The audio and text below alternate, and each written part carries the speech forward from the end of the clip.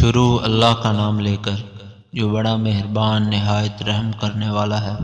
رسول اللہ صلی اللہ علیہ وآلہ وسلم نے فرمایا، قسم ہے اس ذات کی جس کے ہاتھ میں میری جان ہے،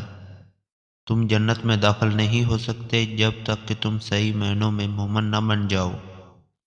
اور تم مومن نہیں ہو سکتے جب تک کہ تم آپس میں ایک دوسرے سے محبت نہ کرنے لگو۔ کیا میں تمہیں ایک ایسی چیز نہ بتاؤں کہ اگر تم اسے کرنے لگے تو تم میں باہمی محبت پیدا ہو جائے؟ وہ یہ کہ آپس میں سلام کو عام کرو۔ رسول اللہ صلی اللہ علیہ وآلہ وسلم نے فرمایا، نکاح میری سنت ہے، جو میری سنت پر عمل نہ کرے اس کا مجھ سے کوئی تعلق نہیں،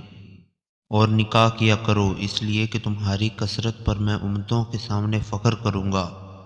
اور جس میں استطاعت ہو وہ نکاح کر لے، اور جس میں استطاعت نہ ہو تو وہ روزے رکھے، اس لیے کہ روزہ اس کی شہوت کو توڑ دے گا۔ حضرت ابو ذر رضی اللہ تعالیٰ عنہ فرماتے ہیں کہ نبی کریم صلی اللہ علیہ وآلہ وسلم نے مجھے الٹا لیٹا ہوا دیکھا تو پاؤں سے ہلا کر فرمایا، یہ انداز جہنمیوں کا ہے۔ رسول اللہ صلی اللہ علیہ وآلہ وسلم نے فرمایا، جس نے استغفار کو لازم کر لیا تو اللہ تعالیٰ اسے ہر غم اور تکلیف سے نجات دے گا اور ہر تنگی سے نکلنے کا راستہ پیدا فرما دے گا،